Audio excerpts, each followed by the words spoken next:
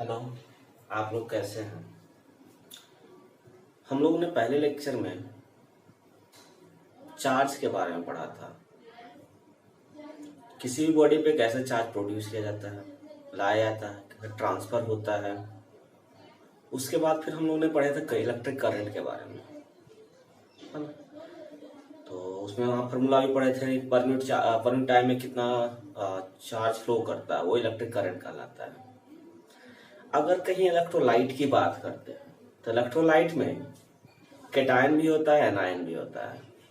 तो किसी इलेक्ट्रोलाइट में अगर n1 number of cation each of having charge q1 are moved in one direction and n2 number of anion each of having charge q2 is moved in opposite direction, then the current will be sum of current due to cation as well as anion। तो वहां पे हम charge का जो value लेंगे cation के कारण भी लेंगे और एनायन के कारण भी, क्योंकि दोनों एक दूसरे दोनों के कारण जो करंट होगा वो सम होगा। तो कैटायन के कारण टोटल चार्ज कितना होगा, है ना। तो N1 इंटू Q1 और एनायन के कारण होगा N2 into Q2। Total charge हो जाएगा, ऐड कर देंगे टी टाइम में, तो करंट हो जाएगा N1 Q1 plus N2 Q2 by T. ठीक है, ये टोटल चार्ज हो गया बस कैटायन के कारण और एनायन के कारण। अब किसी सर्किट में अगर करंट फ्लो कर रहा है तो वह करंट का मेजरमेंट हम कैसे करते हैं? तो उसके लिए एक डिवाइस बनाया गया जिसका नाम है आमीटर। उस आमीटर को सर्किट में हम सीरीज में ऐड करते हैं, सीरीज में जोड़ते हैं, है ना। जिसमें ध्यान रहे पॉजिटिव एंड या positive terminal of ammeter is connected to the higher potential, है ना। जैसे एक सर्किट है, दूसरी का स्टेटमेंट लिखा हुआ है। एक सर्किट है जहां पे एक रेजिस्टेंस लगा हुआ है, इसमें मैंने एक सेल लगाया जिसका पोटेंशियल भी है, इससे करंट फ्लो होना स्टार्ट हुआ। तो ये करंट का मेजरमेंट करना है, करंट कितना होगा। तो हम इस सर्किट में सीरीज में, तो सर्किट के बीच में ही एक हम आमीटर लगा देते हैं जिसका प्लस हायर पोटेंशियल से और माइनस लोअर पोटेंशियल से होगा। तो जब ओरिजिनली में आप आमीटर देखिएगा तो कुछ इस तरह से होता है, या फिर एक मल्टीमीटर भी आता है, वहां पे दो प्रोब निकलता है, एक रेड कलर का एक ब्लैक कलर का। रेड होता है पॉजिटिव, ब्लैक होता है नेगेटिव। या सिंगल आमीटर की बात करिएगा तो कुछ सर्कुलर ऐसा होता है, उसमें भी वही दो फंक्शन होगा।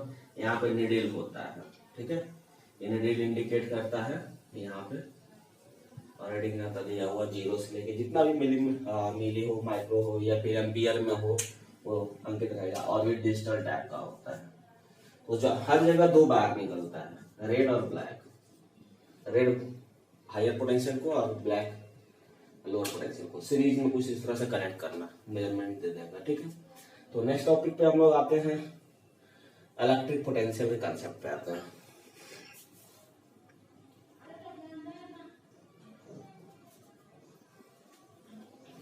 तो नेक्स्ट मेरा टॉपिक है इलेक्ट्रिक पोटेंशियल है पोटेंशियल का, जिसको हम डिनोट करते हैं ई से। ठीक है, इलेक्ट्रिक पोटेंशियल होता क्या है? तो किसी भी चार्ज के कारण उसके अपने इंटायर इलेक्ट्रिक फील्ड में, ये चार्ज अगर मान लेते एक छोटा सा चार्ज है तो ये अपने चारों तरफ एक इलेक्ट्रिक फील्ड क्रिएट करता है, अपने चारों तरफ 3 डायमेंशनल। उस इलेक्ट्रिक फील्ड में इसका क्या पोटेंशियल है, किसी एक पॉइंट पे, हर एक अलग अलग पॉइंट पे अलग अलग वैल्यू देगा। तो वो कैसे हम डिफाइन करते हैं? तो किसी टेस्ट चार्ज को हम इन्फिनिटी से लाते हैं, तो इन्फिनिटी पे रहेगा तो कोई फोर्स नहीं लगाएगा, जैसे इस इलेक्ट्रिक फील्ड में आएगा तो ये फोर्स एक्सर्ट करेगा। तो किसी भी टेस्ट चार्ज को हम इन्फिनिटी से गिवन पॉइंट तक लाते हैं। सपोज दैट इस पॉइंट तक हमको इलेक्ट्रिक फील्ड निकालना है, ये इन्फिनिटी है, इन्फिनिटी से मैं एक चार्ज को ला रहा हूं, किस पॉइंट तक? इस पॉइंट तक। कुछ वर्क डन हुआ होगा, है ना, यहाँ फोर्स लग रहा होगा, उसके कारण वर्क डन हुआ होगा। या तो रिपल्सिव है तो अट्रैक्टिव, है ना, ये पॉजिटिव होगा तो रिपल्सिव लगाएगा, अगर निगेटिव होगा तो अट्रैक्टिव, क्योंकि हमेशा टेस्ट चार्ज पॉजिटिव चार्ज होता है। तो जितना भी वर्क डन होगा, वर्क डन पर टेस्ट चार्ज जो ला रहे हैं वो चार्ज ही इस पॉइंट का पोटेंशियल कहलाएगा, है ना। The potential at a point is defined as the amount of work done per unit charge bringing a positive test charge from infinity to that point, है ना। एक चार्ज है Q, इसके कारण यहां पे आपको पोटेंशियल निकालना है P पॉइंट पे कि यहां पोटेंशियल क्या होगा। तो हम क्या करेंगे, इंफिनिटी से एक टेस्ट चार्ज को लाएंगे, ये टेस्ट चार्ज है, ठीक है, इंफिनिटी से, और ला के कहां तक रखेंगे, इस पॉइंट तक लाएंगे, कैरी करेंगे। अब आ गया यहां पे, तो कुछ वर्क हुआ होगा, मानते W लगा होगा, क्यों, क्योंकि जैसे इसके फील्ड में आया होगा फोर्स लगाना स्टार्ट किया होगा, या तो अट्रैक्टिव है तो रिपल्सिव, क्योंकि ये हमेशा टेस्ट चार्ज पॉजिटिव होता है, तो अभी रिपेल करेगा अगर ये पॉजिटिव है तो। यहां तक लाने में जो वर्क डन होगा पर यूनिट टेस्ट चार्ज, ये चार्ज Q से डिवाइड कर देंगे, तो पोटेंशियल डिफाइन होता है work done per unit charge, V बराबर W/Q, है ना। किसी भी पॉजिटिव टेस्ट चार्ज को इन्फिनिटी से हम गिवन पॉइंट तक लाते हैं तो एक वर्क डन होता है, ठीक है। वह वर्क डन पर टेस्ट चार्ज जो होगा उस पॉइंट का इलेक्ट्रिक पोटेंशियल बताता है ना, जिसको डिनोट करते हैं हम V से, और इसका जो SI यूनिट होता है, SI यूनिट ऑफ पोटेंशियल, हम ऐसा बोल सकते हैं जूल पर कूलम, या इसका दूसरा नाम है वोल्ट, डिनोट करेंगे V से, ठीक है। कभी कभी डेफिनेशन 1 वोल्ट का भी आता है कि 1 वोल्ट क्या होगा, तो 1 कूलम चार्ज को कैरी कराते हैं तो उस पे 1 जूल का वर्क डन करते हैं, तो वहां पे डिफाइन होता है 1 वोल्ट का, है ना। V is equal to 1 joule by 1 coulomb, that is equals to 1 volt, ठीक है। कोई दिक्कत, potential at a point is called 1 volt if 1 coulomb of charge is carried from infinity to that point and work done is equal to 1 joule, है ना। अगर हम किसी भी पॉइंट का पोटेंशियल 1 वोल्ट कहलाएगा तभी जब हम 1 कूलम चार्ज को इंफिनिटी से लाते हैं और उस पे 1 जूल का वर्क डन करते हैं, है ना, तो उस टाइम वो पॉइंट का पोटेंशियल 1 वोल्ट होता है। क्लियर है। अब आता है कंसेप्ट पोटेंशियल डिफरेंस का। नाम से समझ में आ रहा है, डिफरेंस मतलब अंतर, घटा, एक को दूसरे में डिफरेंस करना पड़ेगा। तो यहाँ पे जब पोटेंशियल डिफरेंस की बात करते हैं तो हमेशा 2 पॉइंट की बात करेंगे। तो एक पॉइंट से दूसरे पॉइंट ले जाने में जो वर्क डन होगा,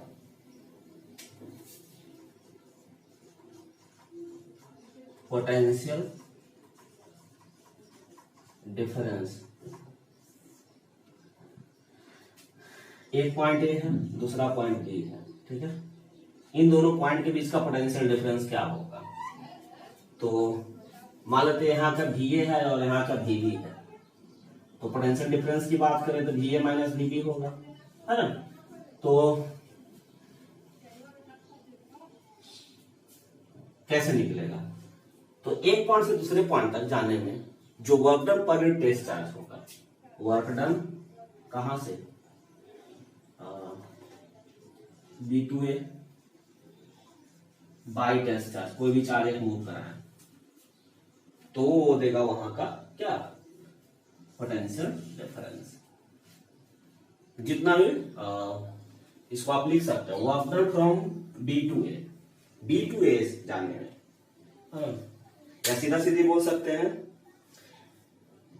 test charge moving from 1 point to another point, the work done पर this charge is known as potential difference between this 2 points. एक चार्ज को Q को यहां से यहां जाने में जो वर्क डन पर टेस्ट चार्ज होगा वही दोनों पॉइंट का पोटेंशियल डिफरेंस देगा। यहां भी वोल्ट ही होगा क्योंकि ये पोटेंशियल डिफरेंस अंतर बस 2 पॉइंट के अगर एग्जांपल के तौर पे बात करूं, अगर यहाँ का 20 वोल्ट है, यहाँ का 15 वोल्ट है, तो आप डायरेक्ट भी निकाल सकते हैं इन दोनों के बीच का potential difference VA minus VB, 20 minus 15, 5 volt का डिफरेंस दोनों पॉइंट में। अगर कहीं ऐसा है यहाँ पे 10 वोल्ट है, -10 वोल्ट है इस पॉइंट का A का, और यहाँ पे -3 वोल्ट है B का, तो पोटेंशियल ये प्लस में है, तो VA माइनस VB आपका क्या देगा, -10 -3 -13 वोल्ट होगा पोटेंशियल डिफरेंस, है ना।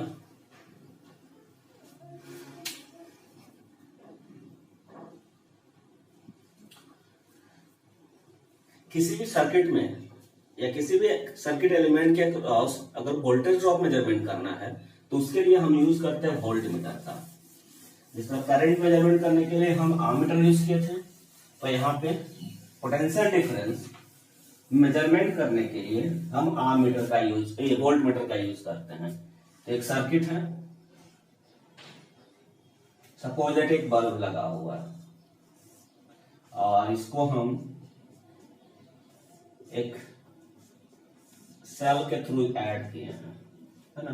तो करंट मेजरमेंट करना होता था, हम यहाँ पे आमीटर लगा देते थे, प्लस माइनस, ठीक है। अब हमें पोटेंशियल मेजरमेंट करना, potential difference across the bulb, तो बल्ब के अक्रॉस हम पोटेंशियल या वोल्ट मीटर लगाते हैं। जिसका हायर पोटेंशियल से कनेक्टेड होगा, लोअर पोटेंशियल से कनेक्टेड होगा। बल्ब के अक्रॉस मतलब पैरेलल, तो सर्किट में वोल्ट मीटर पैरेलल में लगता है, आमीटर लगता है सीरीज में, ठीक है। चलिए नेक्स्ट, अब हम लोग पढ़ेंगे कंसेप्ट ऑफ रेजिस्टेंस। रेजिस्टेंस का क्या कंसेप्ट है, रेजिस्टेंस कहां से आता है, कैसे ऑफर करता है कोई भी वायर। हम जानते हैं कोई भी मेटल है तो उसके पास फ्री इलेक्ट्रॉन्स है, ठीक है, और वायर के अंदर फ्री इलेक्ट्रॉन्स है और पॉजिटिव चार्ज भी है, दोनों है। इलेक्ट्रॉन्स के साथ साथ पॉजिटिव चार्ज भी है। ये फ्री इलेक्ट्रॉन्स है, ये पॉजिटिव चार्ज, ऐसा कुछ है। ये फ्री इलेक्ट्रॉन्स है, ये पॉजिटिव चार्ज, ये आपके पास फ्री इलेक्ट्रॉन्स है।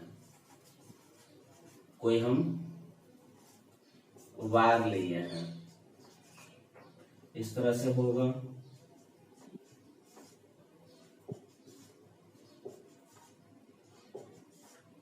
कंडक्टर वायर है। फिर इलेक्ट्रॉन्स का क्या बोलता है, ये रैंडम मोशन करता है, जिगजैग पाथ पे चलता है सभी। ये इधर गया, इधर गया, इधर गया, ये इधर आया, इधर गया, इधर गया, है ना। सबका अपना अपना एक अलग पाथ होता है, ये जिगजैग पाथ पे चलता है।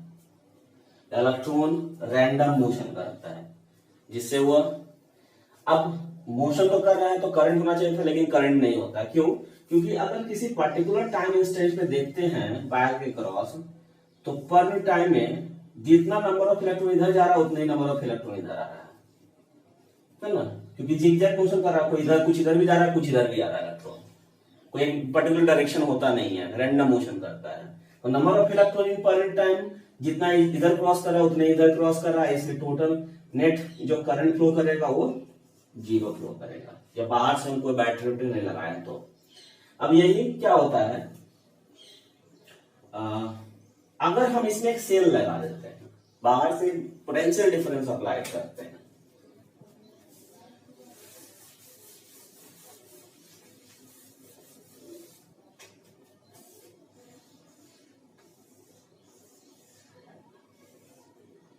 बाहर से हम एक पोटेंशियल डिफरेंस लगा दिए, इधर प्लस हो गया, इधर माइनस हो गया।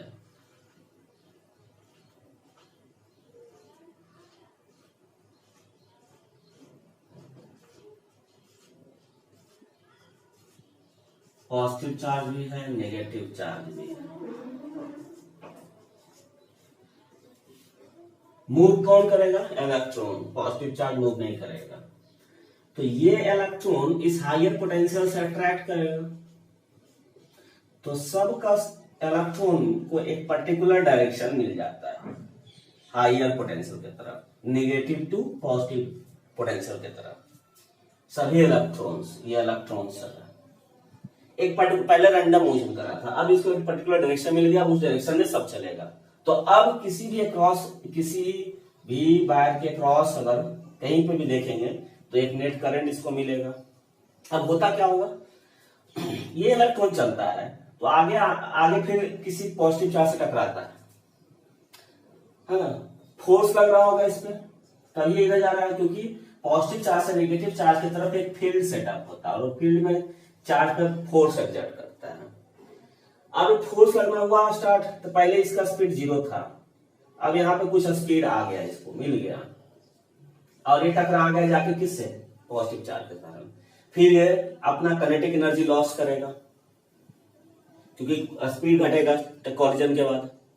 अगेन फिर वो यहां से फोर्स लगातार लग रहा है तो यहां से फिर चलना स्टार्ट करेगा, फिर टकराएगा, फिर वो अपना एनर्जी लॉस करेगा। तो इसी तरह से बहुत बार प्रोसेस होता है, बहुत कॉलिजन होता है एक इलेक्ट्रॉन का, तब जाके वो यहाँ बाहर से निकलता है या फिर कहीं पहुंचता है। ठीक है, तो जो हर बार एक कॉलिजन हो रहा है, तब कॉलिजन के दौरान अपना कुछ काइनेटिक एनर्जी लॉस कर रहा है, वो एनर्जी लॉस जो होता है वो हीट के फॉर्म में डिसिपेट्स होता है। जो देखते हैं हम लोग वायर में अगर करंट फ्लो करता है तो वायर हीट हो जाता है, तो हीट होने का रीजन वही है कि अपना वहां पे काइनेटिक एनर्जी लॉस करता है, वो पॉजिटिव चार्ज से वो कॉलिजन हुआ होगा उसका, इसकी एनर्जी को वहां एनर्जी का लॉस हुआ और वह loss of energy, kinetic energy heat के फॉर्म में डिसिपेट्स हो गया। लगातार इसका स्पीड बढ़ता है, घटता है, तो उसको हम एक एवरेज स्पीड देते हैं जिसका नाम देते हैं हम ड्रिफ्ट वेलोसिटी। ये ड्रिफ्ट कर रहा है इलेक्ट्रॉन वायर के अंदर। ठीक है, वो आप 12th में जाके पढ़िएगा ड्रिफ्ट वेलोसिटी क्या होता है। तो यहाँ पे इलेक्ट्रॉन का ड्रिफ्टिंग होता है। यही जो ऑब्स्टिकल आ रहा है, ये पॉजिटिव चार्ज है जो अवरोध बन के खड़ा है कि हम तुम्हें जाने नहीं देंगे, और उधर से इलेक्ट्रॉन आ रहा है, टकरा जाता है। तो ये ऑब्स्टिकल ही आपका ऑफर करता है किसको, रेजिस्टेंस को ऑफर करता है, या उसको रेजिस्टेंस का काउज होता है। तो किसी भी कंडक्टर वायर में ये क्या बोलते हैं, नंबर ऑफ इलेक्ट्रॉन से बढ़ जाएगा तो करंट का ज्यादा फ्लो करेगा तो अच्छा कंडक्टर होगा, जिसमें नंबर ऑफ इलेक्ट्रॉन्स कम रहेगा वो अच्छा कंडक्टर नहीं होगा।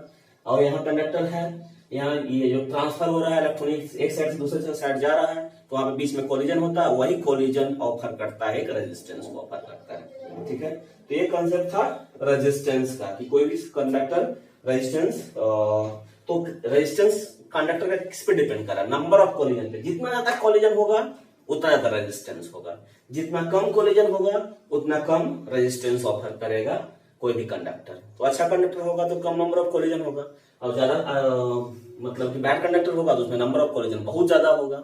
ठीक है, तो इस तरह से हम रेजिस्टेंस का कंसेप्ट देखते हैं।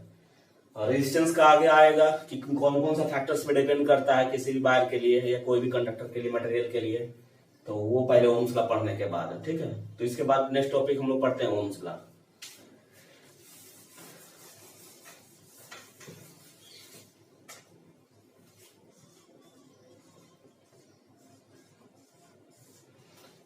ओम्स लॉ क्या है, किसी भी कंडक्टर वायर में अगर हम पोटेंशियल डिफरेंस अप्लाई करते हैं तो उसमें इलेक्ट्रिक करंट फ्लो करता है। वह इलेक्ट्रिक करंट जो होता है directly proportional to the applied electric potential के, अप्लाइड इलेक्ट्रिक पोटेंशियल के होता है। ठीक है, क्या बोल रहे हैं,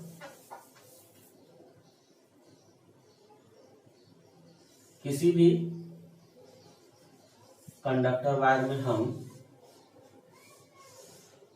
ये वेरिएबल रेजिस्टेंस है, ये रेजिस्टेंस कुछ वेरिएबल सेल है, मतलब इसका वोल्टेज को मैं बढ़ा घटा सकता हूं।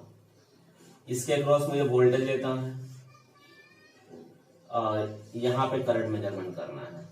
ठीक है, तो जैसे हम वोल्टेज बढ़ा रहे थे तो करंट का वैल्यू बढ़ रहा था, वोल्टेज घटाना शुरू किया, करंट की घटना स्टार्ट किया। तो ओम्स ने एक्सपेरिमेंट किया था, तो उन्होंने बोला जो करंट आ रहा सर्किट में वो डायरेक्टली प्रोपोर्शनल है अप्लाइड पोटेंशियल का, जो बाहर से हम पोटेंशियल दे रहे हैं। ठीक है, तो यहां पे आप लिख सकते हैं ऐसा कुछ कि V बटा I जो होगा वो प्रोपोर्शनलिटी कांस्टेंट के बराबर होगा।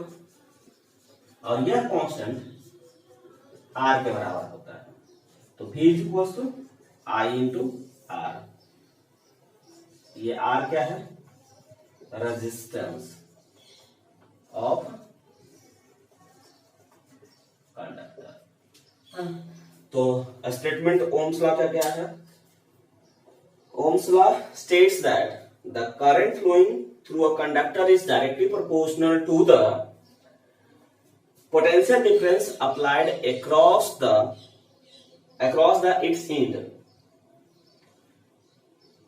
है ना, such that the physical condition is constant like temperature। ये तभी एप्लीकेबल होगा, एकदम रिमार्केबल बात है, ये तभी एप्लीकेबल होगा जब इसका टेम्परेचर कांस्टेंट रहेगा। अगर टेम्परेचर चेंज करेगा तो फिर ये डायरेक्टली प्रोपोर्शनल नहीं होता है। तो जब फिजिकल कंडीशन सेम रहेगा, कांस्टेंट रहेगा, तब अप्लाइड इलेक्ट्रिक करंट जो फ्लो कर रहा है सर्किट में वो डायरेक्टली प्रोपोर्शनल होगा अप्लाइड पोटेंशियल का अक्रॉस इट्स एंड्स से अक्रॉस हम लगाते हैं। ये ओम्स लॉ का स्टेटमेंट है और ये आपका फार्मूला मिला क्या? V equal to I R, most important formula, V equal to I R, है ना। करंट निकालना है तो आई इक्वल्स टू क्या कर लेंगे? V बटा आर कर लेंगे। क्लियर है? ये ओम्स लॉ हुआ। आर का यूनिट, अगर रेजिस्टेंस की यूनिट की बात करें तो रेजिस्टेंस का यूनिट क्या होगा? यहां से आर का फॉर्मूला देखिएगा तो क्या मिलेगा? आर बराबर V बटा आई, वोल्ट पर एम्पियर, इसका दूसरा नाम है ओम। ठीक है, तो यूनिट हुआ यूनिट ऑफ रेजिस्टेंस, क्या मिला? ओम। ठीक है, तो यहां से कहीं डिफिनेशन आता है 1 ओम किसको बोलेंगे, है ना। 1 ओम, व्हाट इज 1 ओम? तो 1 ओम क्या होगा? 1 ओम होगा 1 वोल्ट 1 एम्पियर। अगर मैं किसी कंडक्टर वायर के अक्रॉस 1 वोल्ट का पोटेंशियल डिफरेंस अप्लाई करते हैं और उस कंडक्टर से 1 एम्पियर करंट फ्लो करता है, that means wire having 1 ohm resistance, है ना। The resistance of conductor is said to be 1 ohm if 1 volt potential difference is applied across the it and it flows a 1 ampere current, flows a 1 ampere current।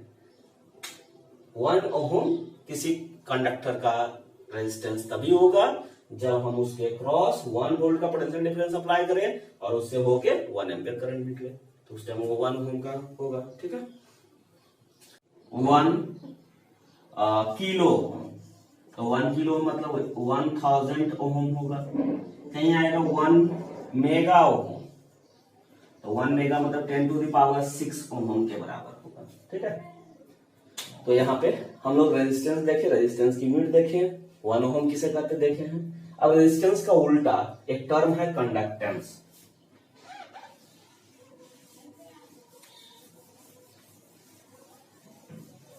जो भी लिखना होगा आप video से pause करके आप लिख सकते हैं, तभी आगे बढ़िएगा।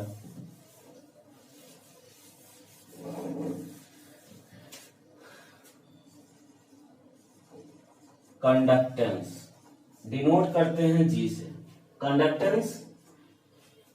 कंडक्टेंस डिफाइन करते हैं reciprocal of resistance is known as conductance. Resistance का कंडक्टेंस, रेजिस्टेंस ऑफर्ड करता है किसको? रेजिस्टेंस को, मतलब रोकता है, और कंडक्टेंस उसको कंडक्ट कराता है, मतलब एक दूसरे से उल्टा हुआ। तो conductance is reciprocal of resistance 1/R, यही हुआ। Conductance is reciprocal of resistance 1/R। अगर इसकी ऐसा यूनिट की बात करेंगे तो क्या होगा? 1/R 1/ओम होगा, या इसको बोलते हैं पर ओम, या इसको ऐसा भी लिख सकते हैं सिंबल में पर ओम, या इसका दूसरा नाम सीमेंस है, डिनोट करते हैं एस से, सीमेंस। ठीक है, तो ये हुआ कंडक्टेंस। कहीं कहीं मोहो भी रहता है, मोहो उल्टा MHO, मोहो।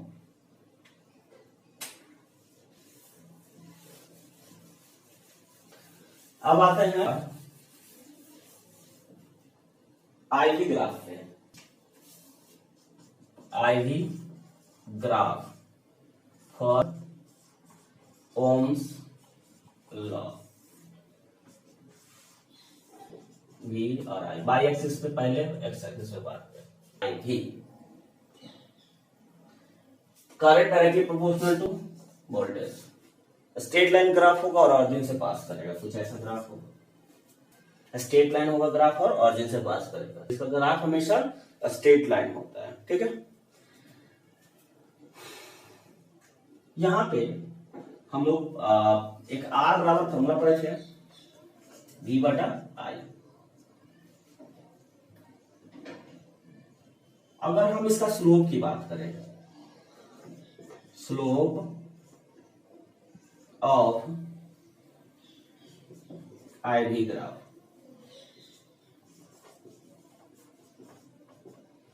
तो tan थीटा होता है, ये थीटा, स्लोप हमेशा tan के साथ होता है, तो हम ऐसा भी ले सकते हैं थीटा, ये बराबर होगा, ये है I1 और ये है I2, ये पूरा जो लेंथ होगा वो डेल्टा I, मतलब कि करंट का डिफरेंस है, और ये अगर V1 है, ये V2 है, तो ये हो जाएगा डेल्टा I।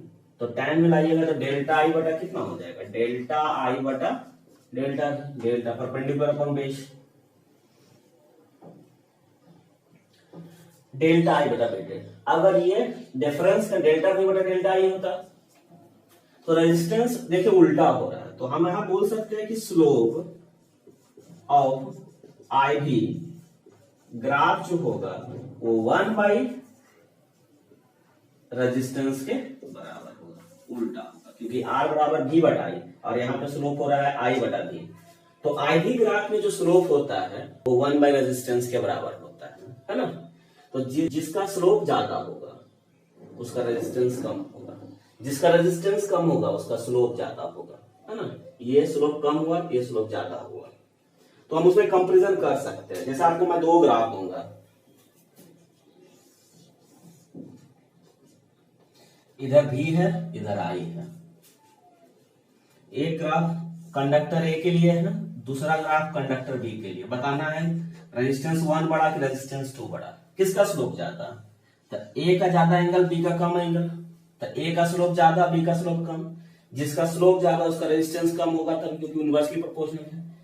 तो जिसका स्लोप ज्यादा उसका रेजिस्टेंस कम, तो A का रेजिस्टेंस कम होगा और B का रेजिस्टेंस ज्यादा होगा। ये A है, ये B है।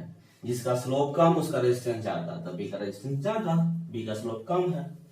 समझ में आ रहा है। इसी का जस्ट उल्टा VI ग्राफ में होगा। तो VI ग्राफ में क्या होगा,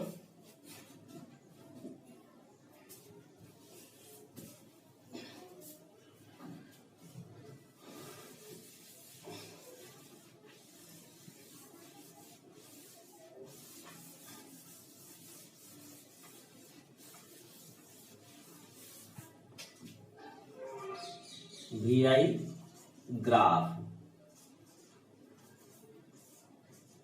अब की बार बाई एक्सिस पे कौन जाएगा, V, यहां पे। तो इस बार जो स्लोप देखेंगे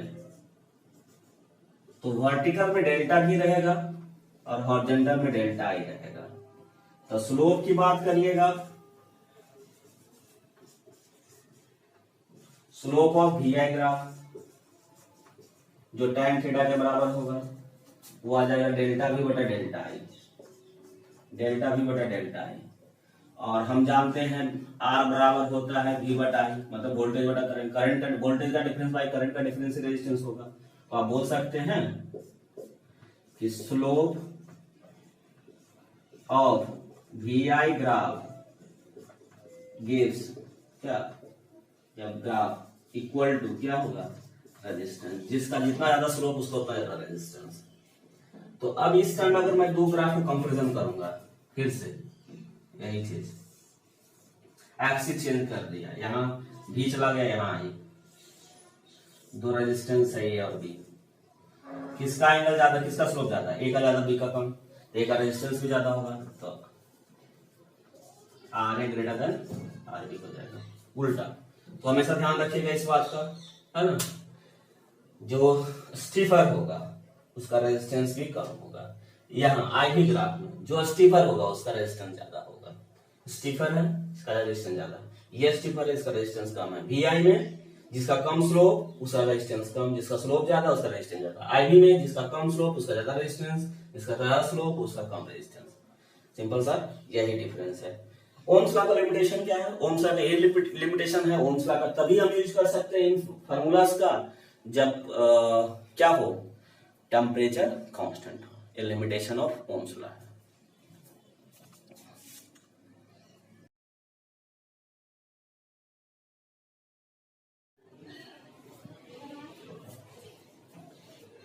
नेक्स्ट है आपका ओमिक और and non ohmic resistance. Ohmic resistance किसको बोलेंगे, नॉन ओमिक किसको बोलेंगे? एक ऐसा मटेरियल जिसका एक ऐसा मटेरियल या कंडक्टर जो ओम्स लॉ को फॉलो करे उसको आप ओमिक, उसका रेजिस्टेंस ओमिक रेजिस्टेंस कहलाएगा। और जो ओम्स लॉ को फॉलो नहीं करेगा, वो भी नहीं करेगा, वो नॉन ओमिक रेजिस्टेंस कहलाएगा। या सिंपल सी बात बोलें कि एक अगर कोई मटेरियल है और उसमें हम अगर पोटेंशियल अप्लाई करते हैं और टाइम के साथ अगर उसका रेजिस्टेंस चेंज नहीं करता है, रेजिस्टेंस हमेशा कांस्टेंट रहता है, तो उस रेजिस्टेंस को हम ओमिक रेजिस्टेंस बोलते हैं। और अगर रेजिस्टेंस वेरी करता है, हर एक अलग टाइम पे अलग अलग या अलग अलग पोटेंशियल पे अलग अलग रेजिस्टेंस शो करता है, तो वो आपका नॉन ओमिक रेजिस्टेंस कहलाता है। तो जिसमें जितने सारे मेटल्स है, नाइक्रोम है, कॉपर इलेक्ट्रोड्स है, डाइल्यूट सल्फ्यूरिक एसिड है, ये सब आपका जो है आपका ओमिक रेजिस्टेंस शो करता है, ठीक है। और जितने सारे सेमीकंडक्टर डिवाइसेस है, एलईडी है, सोलर सेल है, जंक्शन डायोड है, ट्रांजिस्टर है, फिलामेंट ऑफ बल्ब जो टंगस्टन होता है, ये सब वेरिएबल रेजिस्टेंस शो करते हैं। हर एक वोल्टेज पर अलग वेरिएबल रेजिस्टेंस शो करता है, ये आपका नॉन ओमिक रेजिस्टेंस कहलाएगा। नॉन ओमिक का अगर ओमिक होगा तो उसका अगर वीआई ग्राफ में देखूंगा तो सीधा स्ट्रेट लाइन होगा और ऑरिजिन से पास करेगा। लेकिन अगर नॉन ओमिक होगा तो कोई जरूरी नहीं कि ऑरिजिन से पास करे, it may be passes from origin और नॉट ऑरिजिन, ठीक है। लेकिन एक चीज है कि ये स्ट्रेट लाइन ग्राफ नहीं होगा, वो ग्राफ देगा कर्व, ऐसा कुछ देगा, ठीक है। तो किसी भी पॉइंट पे अगर मुझे उसका रेजिस्टेंस निकालना हो तो यहाँ पे मैं स्लोप खींच लूंगा ऐसे, यहां निकालना होगा तो यहां पे मैं खींच लूंगा स्लोप, ये। तो हर एक पॉइंट पे स्लोप अलग अलग हो रहा है, इसका मतलब साफ है कि रेजिस्टेंस भी अलग अलग होगा, ठीक है। इसलिए वेरिएबल्स रेजिस्टेंस शो करता है। तो यहाँ पे स्लोप है जो कि ऑरिजिन से पास नहीं करता है, और इसमें देखेंगे स्लोप इटसेल्फ एक ग्राफ ही रह जाता है, ठीक है। तो कौन कौन से फैक्टर्स है जो अफेक्ट करता है या डिपेंड करता है कंडक्टर का रेजिस्टेंस है ना। Factor affecting the resistance of conductor, कौन कौन से फैक्टर्स पे डिपेंड करता है रेजिस्टेंस, ठीक है, किसी भी कंडक्टर का। 4 फैक्टर्स हैं।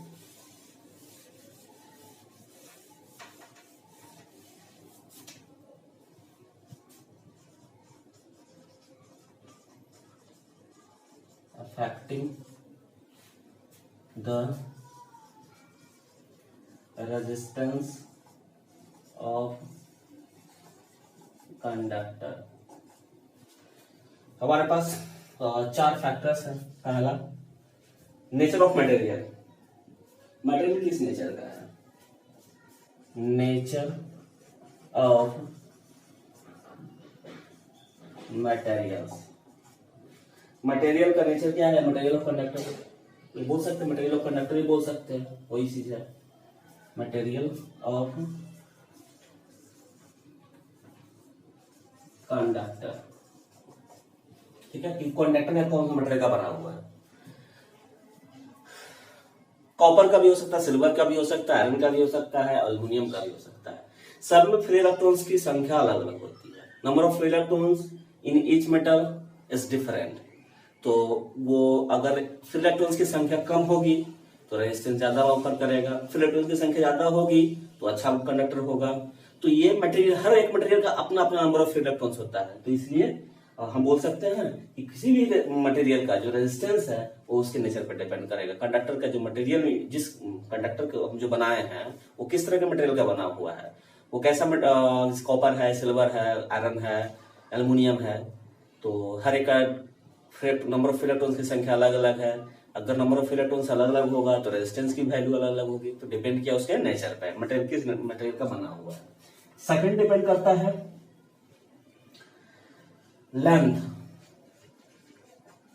Length of conductor.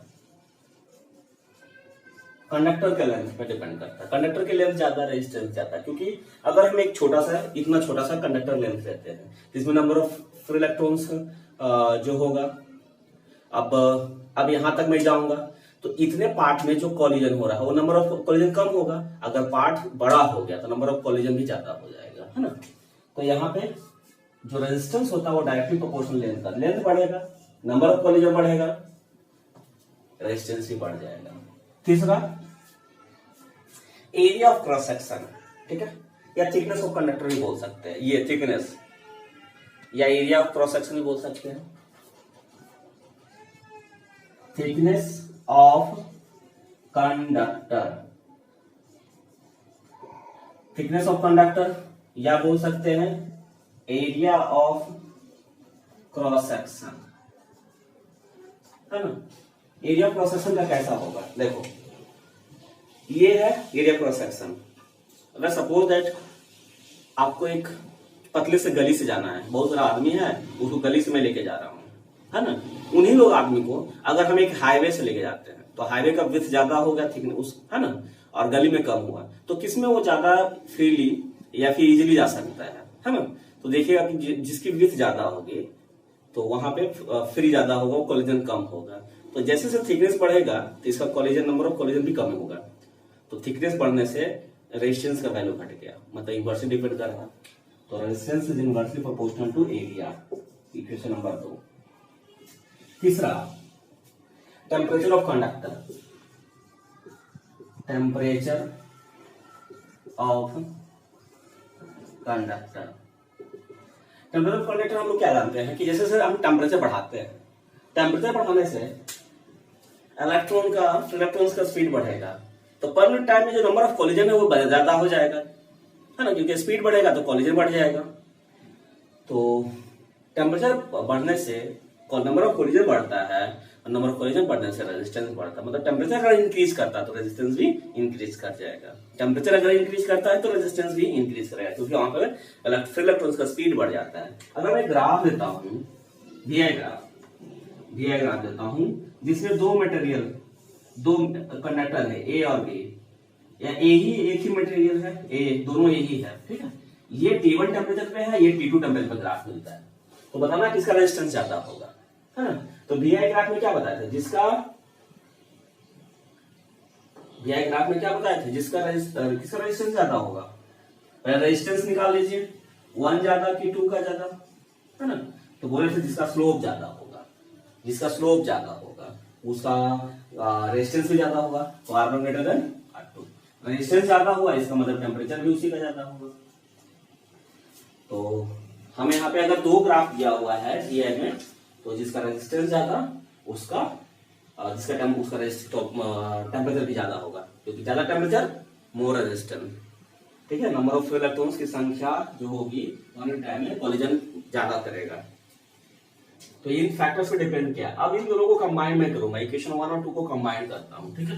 ये 4 फैक्टर्स पे डिपेंड करेगा। ये आपके लिए बोर्ड के लिए इंपॉर्टेंट है, क्वेश्चन पूछता है बोर्ड में, right the factors affecting the resistance of conductor from equation first and second.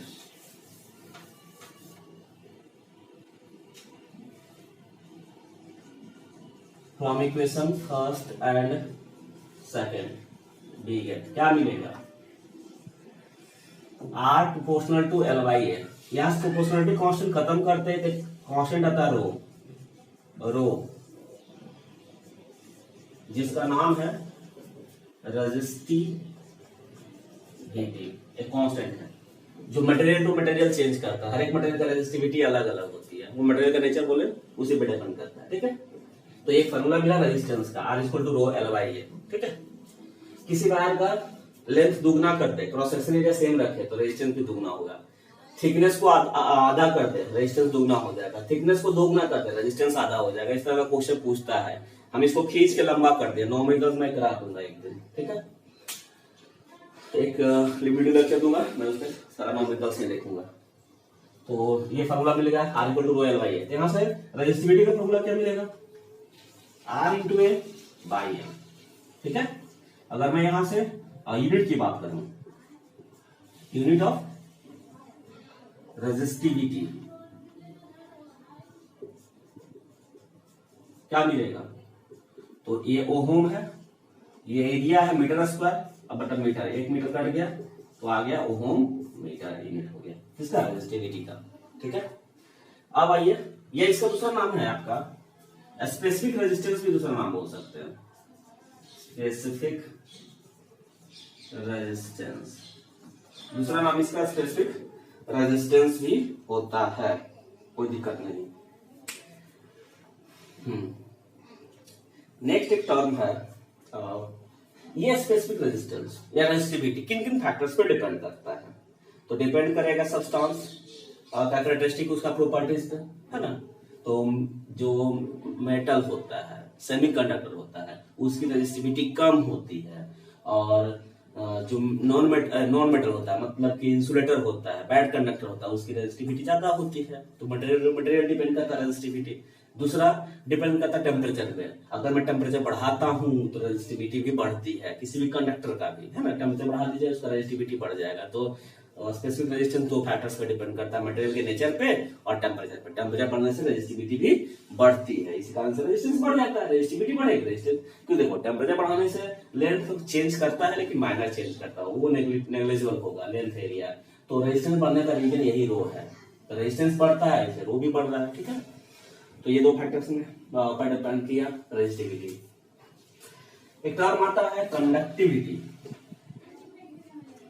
Term आता है कंडक्टिविटी, कंडक्टिविटी, ठीक है, जिसको जी से डिनोट करते हैं हम लोग। कंडक्टिविटी रेजिस्टिविटी का उल्टा होता है, inversely proportional to the resistivity 1/ρ, है ना। Conductivity is inversely proportional to resistivity होता है, या फिर डायरेक्ट बोल सकते हैं G इक्वल्स टू 1/ρ, उल्टा होता है। कंडक्टिविटी कंडक्ट करवाने की कैपेसिटी, रेजिस्टिविटी अपोज करने की कैपेसिटी, ठीक है। अगर इसकी यूनिट की बात करें, इसका उल्टा हो जाएगा, पर ओम पर मीटर, पर ओम पर मीटर, या कहीं सीमेंस पर मीटर भी रह सकता है, या कहीं ऐसा भी रह सकता है, ओम का उल्टा ऐसे लिखते हैं, कोई दिक्कत नहीं। ओम पर मीटर, पर ओम पर मीटर, या सीमेंस पर मीटर या मोहो पर मीटर होगा, ठीक है। तो ये कंडक्टिविटी था।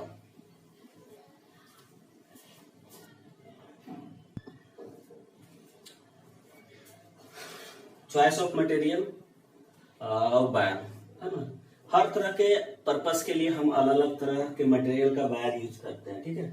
जैसे हम लोग का इलेक्ट्रिकल कनेक्शन और पावर ट्रांसमिशन के, तो इलेक्ट्रिकल कनेक्शन से हम लोग घर में जो वायर लगे यूज करते हैं वो कॉपर का होता है जनरली, पावर ट्रांसमिशन के लिए एल्युमिनियम का होता है ना। तो जो लो रेजिस्टेंस ऑफर करता है उसको हम पावर ट्रांसमिशन या इलेक्ट्रिकल कनेक्शन के लिए रखते हैं, ठीक है। वैसे तो सबसे लो रेजिस्टेंस जो शो करता है वो सिल्वर होता है। Silver is the best reflector of light and best conductor of electricity, but इसका कॉस्ट ज्यादा है, इसलिए हम लोग वायर के रूप में यूज नहीं करते हैं। तो जनरली जो लॉन्ग ट्रांसमिशन होता है, जैसे पावर ग्रिड से जहां जनरेशन होता है, इलेक्ट्रिसिटी जो प्रोडक्शन होती है, वहां से हम लोग अपने शहर तक, गांव तक ले जाते हैं, वहां पे एल्युमिनियम वायर यूज करते हैं, है ना। कॉस्ट थोड़ा चीप पड़ता है। तो यहाँ पे हम लोग जो घर में लाते हैं, कनेक्शन करते हैं, वहां पे कॉपर वायर यूज करते हैं, तो क्योंकि ये रेजिस्टेंस कम शो करता है। तो हम लोग इलेक्ट्रिकल कनेक्शन और पावर ट्रांसमिशन के लिए हम आइदर कॉपर और एल्युमिनियम वायर यूज करते हैं। रेजिस्टेंस वायर, है ना। रेजिस्टेंस वायर क्या, सर्किट में हम लोग जैसे आपका रेडियो हो गया, टेलीविजन हो गया, मोबाइल्स हो गया, बहुत सारे सभी जगह रेजिस्टेंस यूज होता है। एक स्टैंडर्ड रेजिस्टेंस होता है, वो रेजिस्टेंस जो बनता है वो एलॉय ऑफ मैग्नीन और कॉन्स्टेंटन का होता है, ठीक है। तो आगे जाके पढ़िएगा कि रेजिस्टेंस कैसे 12th में जाके तो कुछ इसके बारे में और ज्यादा पढ़ना है, ठीक है। ये फ्यूज वायर हम लोग घरों में यूज करते हैं। फ्यूज, ये फ्यूज जो है वो आप देखिएगा टीवी में होता है, स्टेबलाइजर में होता है, ये सब जगह आपका बोर्ड में जो होता है उसमें भी लगा सकते हैं, लेकिन जनरली क्या लगता है कि लोग वायर को ही निकाल के उसमें लगा देता है, लेकिन वो स्टैंडर्ड फ्यूज नहीं है। स्टैंडर्ड फ्यूज होता है alloy of tin and lead का बनता है, alloy of tin and lead. Tin and lead को मिक्स कराने से, इसको मिक्स कराने से क्या होता है, इसका मेल्टिंग पॉइंट लो हो जाता है। ठीक है, तो हर एक फ्यूज का वो देखिएगा ऐसा फ्यूज होगा, एक ग्लास का सिलिंड्रिकल टैप का रहता है। ठीक है, दोनों तरफ से कैप लगा रहता है स्टील टैप का, और बीच में एक वायर रहता है ना। सब अगर ये 5 एम्पियर का फ्यूज है तो इससे होकर अगर 5 एम्पियर जा रहा है तो सेफली पास होगा। अगर 5 एम्पियर से ज्यादा लोड बढ़ गया, जैसे कहीं शॉर्ट सर्किट हो गया, ये लोड ज्यादा दे दिए हैं, तो 5 एम्पियर से जैसे एक्सीड करेगा ये हीट हो जाएगा, और हीट करके एक्चुअली इसका मेल्टिंग पॉइंट लो है, मेल्टिंग पॉइंट लो होगा तो हीट करके ये ब्रेक कर देगा, और फिर बोलते ब्रेक कर गया सर्किट। ठीक है, तो अंडर द लिमिट है ना, जो इसकी क्राइटेरिया है, अगर इसको ज्यादा इससे पास कराना है तो इसके थिकनेस को बढ़ा देते हैं, मोटा कर देते हैं ना, तो वहां पे फ्यूज का रेटिंग अलग अलग आता है, मार्केट में अवेलेबल है। ठीक है, तो filament of electric bulb, electric bulb का जो येलो बल्ब जिसको हम बोलते हैं, उसका टंगस्टन का फिलामेंट बनता है, उसका मेल्टिंग पॉइंट हाई होता है। हम यहाँ पे देखिए फ्यूज के लिए लो मेल्टिंग पॉइंट बनाए, टंगस्टन के लिए हाई मेल्टिंग पॉइंट बना रहे हैं, ये सॉरी इलेक्ट्रिक बल्ब के लिए। तो हर जगह अपना अपना एप्लीकेशन के अनुसार से चेंज करा रहे हैं हम लोग सब कुछ। तो वहां पे क्या करना है, फिलामेंट को हीट करके उसको ग्लो करवाना है। तो हीट को ग्लो करने जैसे, तो ये वेरिएबल रेजिस्टेंस जैसे से हीट होता है, रेजिस्टेंस ज्यादा शो करता है और हीट होता है, ग्लो ज्यादा करता है, इसका हाई मेल्टिंग पॉइंट होता है। बहुत ज्यादा टेम्परेचर पे भी ज्यादा मेल्ट नहीं करेगा, तो ब्रेक नहीं करेगा वो हमारा, वैसे ही हमें बनाना था। ठीक है, the heating element application such as heater, toaster and oven, जो हम लोग यूज करते हैं हीटिंग एप्लीकेशन के लिए। ठीक है, तो वहां पे हम नाइक्रोम का वायर यूज करते हैं, नाइक्रोम, ये भी येलो आया है ना, जिसका रेजिस्टेंस बहुत ज्यादा होता है और ज्यादा इसका मेल्टिंग पॉइंट बहुत ज्यादा होगा। ठीक है, तो ये भी एक येलो आया है। तो अपने एप्लीकेशन के अनुसार से हर एक अलग अलग तरह तरह का हम वायर का यूज करते हैं। लास्ट आपका इसमें टॉपिक है सेमी, इस चैप्टर में सेमीकंडक्टर। सेमीकंडक्टर किसको बोलते हैं हम लोग, तो एक ऐसा कंडक्टर, ये सॉरी सुपर कंडक्टर, सेमीकंडक्टर नहीं, सुपर कंडक्टर। सुपर कंडक्टर क्या है, एक ऐसा कंडक्टर जो जीरो रेजिस्टेंस हो करता है, जीरो रेजिस्टेंस, कोई रेजिस्टेंस ही नहीं हो। तो नॉर्मली ये हम लोग के रूम टेम्परेचर पे अवेलेबल नहीं हो सकता है जीरो रेजिस्टेंस हो करने के लिए, इसको हमको जाना पड़ेगा बिलो, नेगेटिव में, बहुत नेगेटिव में, अप्रोक्सीमेट आपको 4 केल्विन 2 केल्विन, मतलब कि माइनस 271 272 केल्विन डिग्री सेल्सियस के आसपास, तो उतना पॉसिबल नहीं है। लेकिन अगर कोई भी कंडक्टर को अगर हम उस टेम्परेचर तक ले जाते हैं, नेगेटिव में ले जा सकते हैं, तो सुपर कंडक्टर जैसा शो करेगा। तो सुपर कंडक्टर में डेफिनेशन क्या होगा, a semiconductor substance, a superconductor is a substance of the resistance at a superconductor is a substance of resistance of zero resistance at very low temperature। जब temperature बहुत ही कम होगा तभी ये कंडक्टर जीरो रेजिस्टेंस हो करेगा और सुपर कंडक्टर कहलाएगा। ठीक है, नेक्स्ट वीडियो में हम इसका न्यूमेरिकल्स को सोल्व कुछ करते हैं। ठीक है, थैंक्स फॉर वॉचिंग।